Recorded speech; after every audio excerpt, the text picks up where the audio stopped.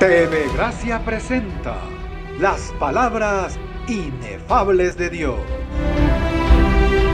El Evangelio de la Gracia. En labios de Jesucristo, hombre. Abba Padre. Entonces ahora yo creo que podemos ir a lo que hemos venido, a esa palabra que nos liberta, ¿verdad que sí? ¿Ah? Tremendo. Vamos entonces a buscar en esta Biblia, vamos a leer el Evangelio que está en esta Biblia. En esta Biblia hay escritura, historia, el Evangelio de la circuncisión que fue antes de la cruz, del cual nosotros hemos renunciado, gracias a Dios. Y entonces ahora estamos en el Evangelio después de la cruz, del siglo venidero. El siglo venidero comenzó después que Cristo murió y resucitó. Ahí comenzó el siglo venidero, porque ahí comenzó la vida eterna. La vida eterna tuya comenzó cuando Cristo murió y resucitó, no cuando tú lo entendiste. Tú estás salvo hace tiempo que tú estás salvo, pero no lo sabías. Y mientras no lo sabías, andaba en la vanidad de tu mente. Entonces lo que hizo el Señor fue que se te alumbró los ojos del entendimiento. Y tú has descubierto que siempre Papá Dios estuvo contigo. Siempre. Aún en todo, aún en la idolatría, en la ignorancia que tú estabas, ahí estaba Papá Dios vigilando. Eso yo me les revelo pronto y le manifiesto el Evangelio. Ok, vamos entonces, el tema de hoy es los efectos de las palabras. Los efectos de las palabras. Vamos a buscar en Romanos capítulo 16. Romanos capítulo 16.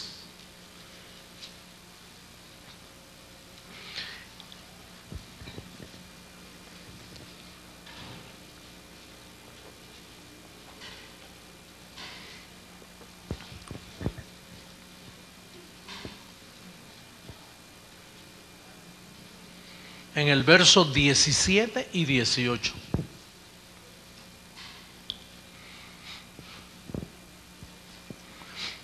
Dice: mas os ruego, hermanos, que os fijéis en los que causan divisiones y tropiezos en contra de la doctrina que vosotros habéis aprendido y que os apartéis de ellos.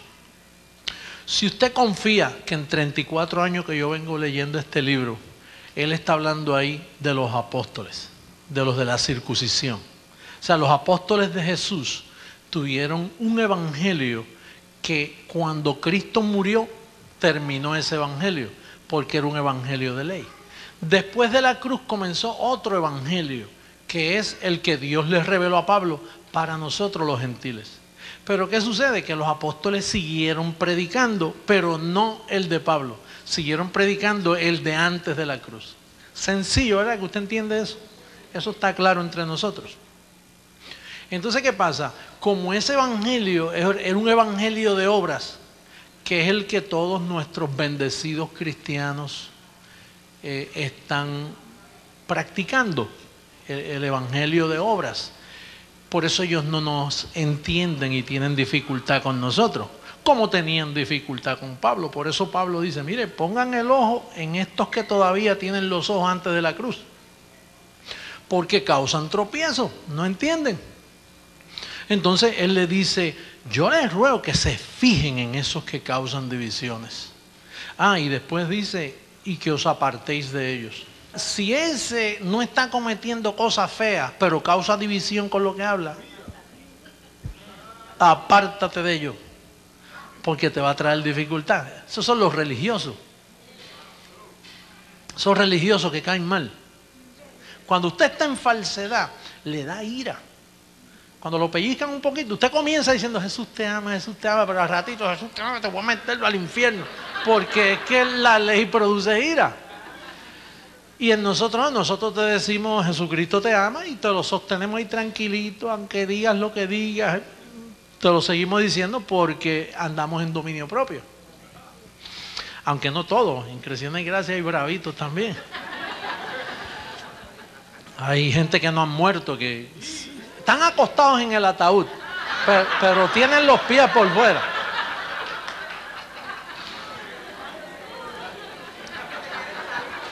Se quieren salir. O están acostados así, pero tienen una mano por fuera así con un cañón de... Me molesta. Verso 18. Verso 18. ¿Estamos? Porque tales personas no sirven a nuestro Señor Jesucristo. O sea, tienen doctrina, están dentro de la iglesia, pero no le sirven a Jesucristo. ¿Cómo explicar eso? ¿En dónde tú te fijas de los que causan persecuciones en diferentes doctrinas? En la iglesia. Entonces, causan divisiones, están en contra de la doctrina.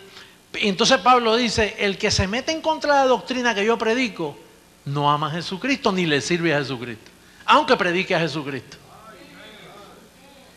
Hay mucha gente que yo los escucho predicando a Jesucristo y con el celo que lo hacen, a veces muestran más celo que yo, pero no aman a Jesucristo, porque entendiendo que yo les digo la verdad, se oponen. Es que buscan lo suyo y aman. Dice aquí que aman ¿qué? Sino a sus propios vientres. ¿Cómo tú le puedes servir al vientre? Imagínate que yo diga, Jesucristo con una sola ofrenda te hizo perfecto para siempre. Y entonces tú dices, tú entiendes, tú dices, oye, Jesucristo con una sola ofrenda me hizo perfecto por un tiempito. ¿Y qué es para siempre? Que mi espíritu está perfecto para siempre. Pero entonces viene un pensamiento y te dice, si yo le digo eso a la iglesia, después lo cogen suave y se pueden irse a pecar.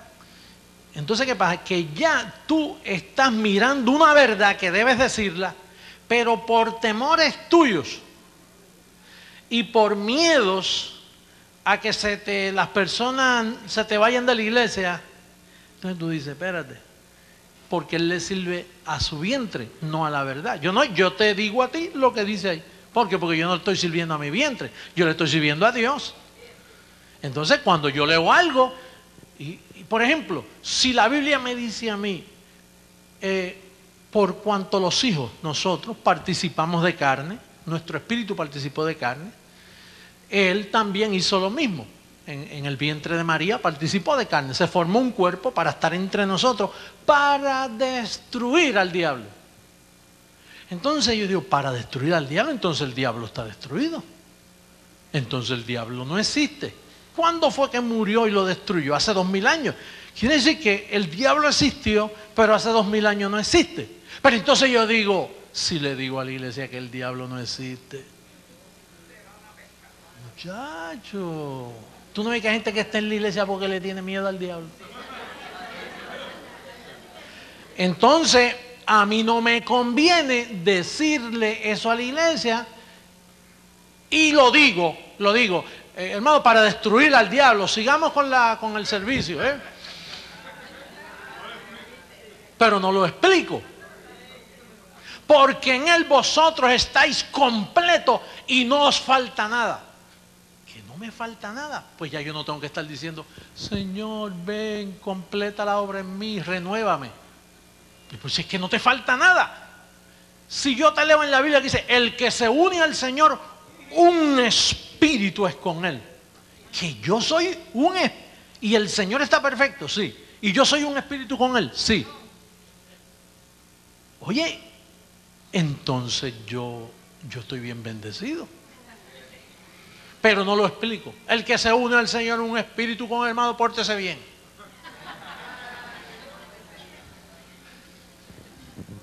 Qué bueno es el Señor y para siempre su misericordia. Porque el Señor es bueno y para siempre su misericordia. Pero con eso no te me vas a quedar. Explícame por qué Él es bueno. Entonces, fíjate lo que hay aquí. Dice, porque tales personas no sirven a nuestro Señor Jesucristo, sino a sus propios vientres. Y con suaves palabras, diga suaves palabras, y lisonjas engañan los corazones de los ingenuos. ¿Usted sabe cómo está el ingenuo engañado? Por suaves palabras. Usted sabe que el sistema religioso, protestante, evangélico, católico, por 2000 años han engañado con suaves palabras. Suaves. Porque hay diferentes palabras. Mire, yo escribí aquí, hay palabra dura. A veces dice, dura es esta palabra, ¿quién la puede recibir? Hay palabra fiel es esta. Hay palabra fiel. Hay palabra cortante. Dice que la palabra de Dios es más cortante que toda espada de dos filos y penetra. Y es viva y eficaz y discierne las intenciones del corazón. Esa es la palabra de Dios cuando comienza a hablar y tú dices, oye, es verdad, yo estoy mal y yo estoy mal. Señor, mira, esto no va conmigo, yo tengo que arreglar esta situación porque te cortó. Ahora, hay también palabra firme. Dice que la palabra es firme ancla del alma. Una palabra que te da anclaje, te sostiene. En medio de la lucha, la tormenta viene y tú estás como un barco ahí bien firme. Hay palabra hueca. Dice que son palabras huecas, que te las hablan, pero no trae efectos a tu vida. Tú dices, yo llevo en la iglesia 10 años y no he aprendido nada. ¿Y cómo es que esto es hueco? Eso es bien fácil. Mire, por ejemplo, yo he visto iglesias que este domingo te dicen, hermano, Dios es bueno. Mire, Dios murió por nosotros y nada nos puede mover. Amén. Y todo el pueblo, oye, qué tremendo. El otro domingo, de momento el pastor, yo no sé qué le pasó, dice, hermano, la iglesia está en pecado. El diablo se está quedando con la iglesia. Entonces, ya el domingo pasado te dijo, Dios es poderoso, estamos firmes. Entonces, ahora de momento el diablo se está quedando con la iglesia. Y entonces, hermano, la iglesia está en las cosas del mundo. Dios no puede venir por un pueblo. Pasan los que están mal. Entonces, ya 3 domingos atrás te dijeron que tú estabas firme. Y que nada te podía apartar del Señor. Ahora este domingo te están diciendo, cuidado. Entonces, son huecos. En otras palabras, te exhortan, te hablan y un día te dicen una cosa, pero otro domingo te la ponen así. Y pasan 10 años en esa iglesia. Y tú vives inseguro y empieza a venir una inseguridad y estaré yo salvo. Y estás metido en la iglesia noche y día, estaré yo salvo. A mí me está que si Cristo viene yo me quedo.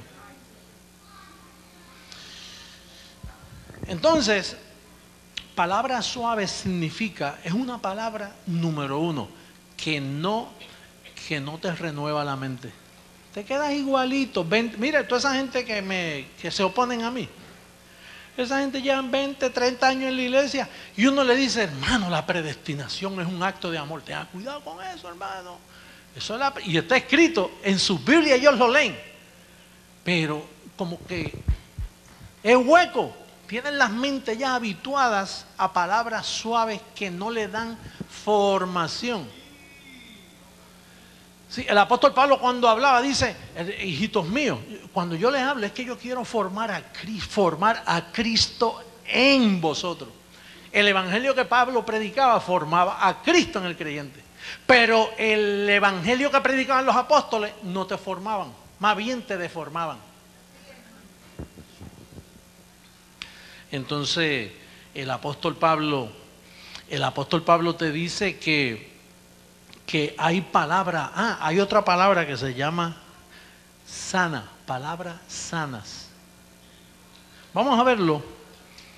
2 Timoteo 1:3 dice, retén la forma de las suaves palabras. ¿Cómo? Sanas palabras. ¿Que de quién? Que de mí oíste. Las sanas palabras que de mí oíste en la fe y amor que es en Cristo Jesús. Entonces Pablo le decía a Timoteo, las palabras que yo hablo son sanas. Imagínate que Timoteo hubiera preguntado, ¿y que hay algunas que no son sanas? Pablo te hubiera dicho, bueno, hay palabras suaves, hay palabra hueca, hay palabra que no forma, que no te forma a Cristo en ti. Hay palabra hay otra palabra, dice palabras que causan envidias y divisiones en la iglesia. Hay muchos tipos de palabras. No todo el que se trepa a un púlpito y lo que habla tiene buenos efectos. De hecho, los lugares donde hablan de Dios son los peores lugares, los más dañinos son los púlpitos, si la palabra no es sana. ¿Y por qué dice retén las sanas palabras? Porque Pablo sabe que algunas no eran sanas. Por ejemplo, usted sabe que una de las oraciones más famosas y conocidas en el medio del ambiente cristiano es el Padre Nuestro. Pero el Padre Nuestro no son palabras sanas. Porque antes de la cruz Jesús le dice, mire, por ahora oren así: Padre Nuestro que estás en los cielos, santificado sea tu nombre, venga tu reino, líbranos del mal. Antes de la cruz. Pero después que murió dice que no te va a librar del mal, que te libró de la potestad del diablo.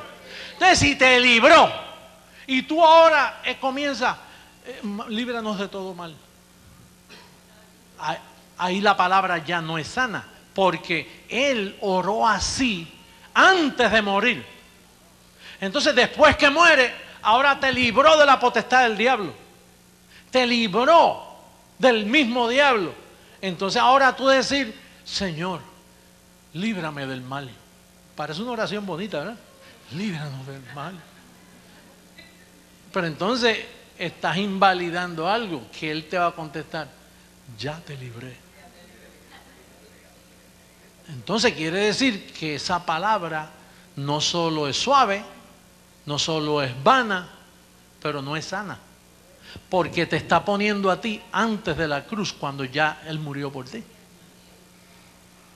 Mire, en las parábolas, hay parábolas que dicen que habían 10 vírgenes y que 5 tenían sus lámparas llenas de aceite y 5 fueron insensatas y no llevaban aceite, y les dijeron a las otras 5, mira, el Señor viene, préstame aceite de tu lámpara. Y entonces ellas le dijeron, no, vayan a comprar aceite. Y vino el Señor y se quedaron.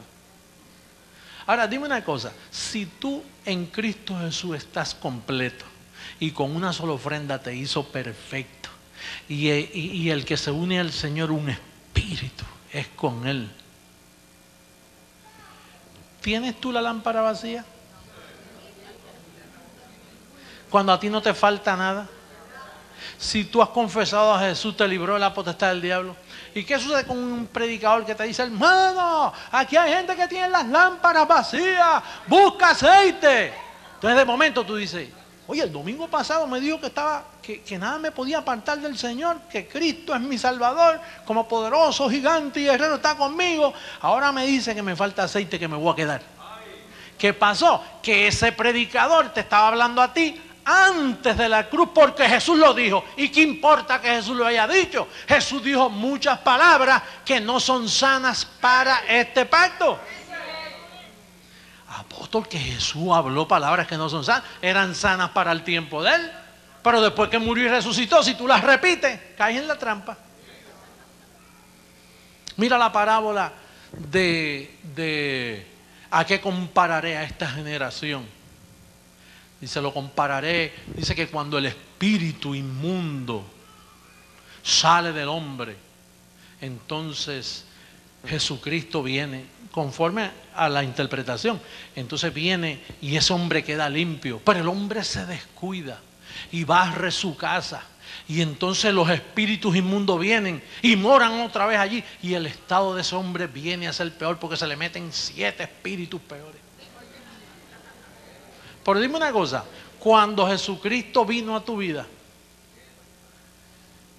y Él dice que Él está contigo para siempre, ¿podrán venir 7 demonios a tu casa espiritual a morar y a jugar contigo? Entonces quiere decir que si tú lees esa parábola, ten cuidado, iglesia. Ten cuidado con las inspiraciones de Mateo, de Marco, Lucas, Juan y aún el libro de los Hechos. Porque esos son palabras que están ahí, pero ya están cumplidas. Entonces estás comprando un periódico viejo, una receta vencida, ¿Por qué tú te pasas mirando cuando compras leche la fecha?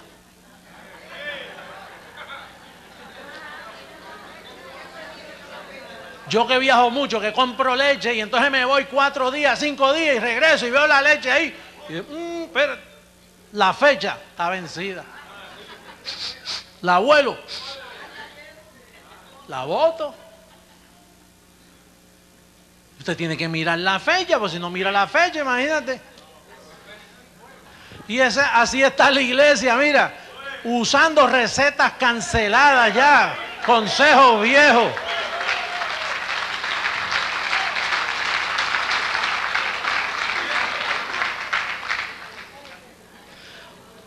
Oye, tú sabes lo que dice la iglesia, las llamadas iglesias, porque eso no son iglesias, pero vamos a darle el beneficio de la duda. Dice, hermano, pronto el Señor viene. Pronto el Señor viene. Y vienen las bodas del Cordero. La amada, la iglesia se casa con el Cordero en las bodas del Cordero. Oye, iglesia, limpia tus vestiduras para que cuando Él venga te diga, ven buen siervo, para las bodas del Cordero. Ellos están esperando las bodas ahora. ¿Tú sabes cuándo fue esa boda? Hace 2000 años.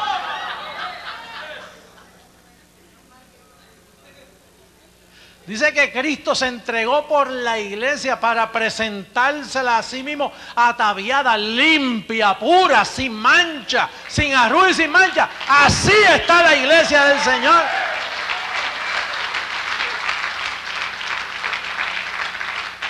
Y ellos están esperando las bodas. Oye, yo no sé, van a llegar a una boda. Mira, y etcétera, etcétera, etcétera, y etcétera. Tú sabes toda la mala información que a ti te han vendido. Usted no ve que la llamada iglesia tiene el oído enfermo. El oído está lleno. Mire, tan claro que hablo yo. ¿Y tú sabes cuánto tú tardaste en perderme el miedo que me tenía? ¿Tú sabes todo el tiempo que tú tardaste? Porque es que te da miedo y si está mal. Y si esto es falso. Esas preguntas se las hace mucha gente. Pero, oye, cuando el oído se te afina, ya la gente está cansada de tanta condenación. Y te voy a decir una cosa, hay miles y miles y miles que no están con nosotros, pero tampoco están con ellos, están en las casas. Ya no sienten deseo de ir a la iglesia. Yo lo llamo los santos cansados. ¿Cuántos estaban así? Levanten a los que estaban ya cansados, que no aguantaban una maldición más. ¿Yeme?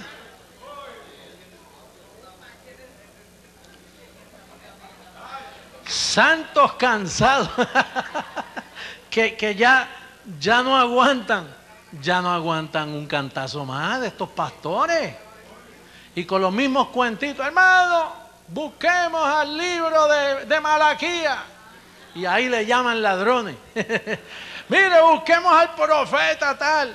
O a veces tú lo ves que hablan de Pablo y tú dices, vamos a hablar de Pablo. Y de momento, vamos a Deuteronomio. Ay, padre tan bueno. Imagínate.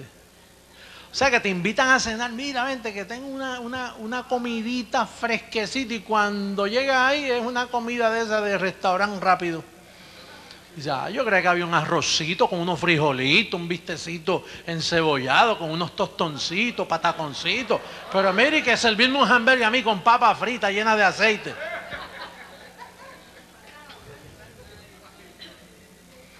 Oye, tú sabes que fue un señor a una iglesia en Los Ángeles. Y entonces estaba buscando de Dios, necesito una iglesia, tengo problemas.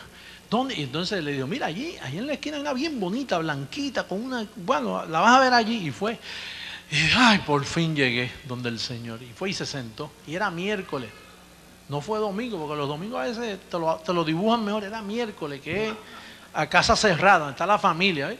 Y entonces pues el grupo era más pequeño y entonces había culto de oración.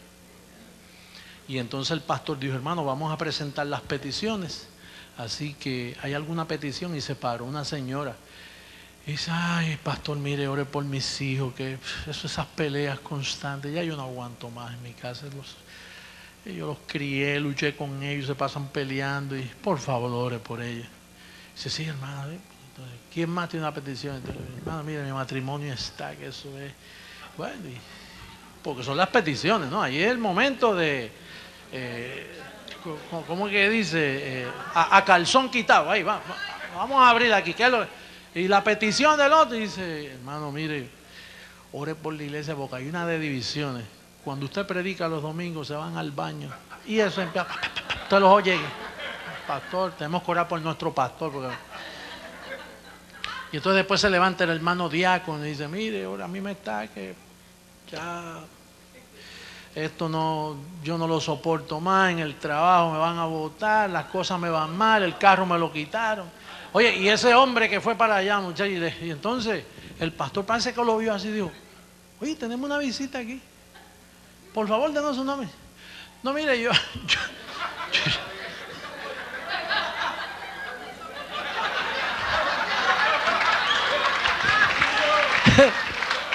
el hombre dijo, yo pensaba que yo estaba mal, yo estoy mejor que todos ustedes.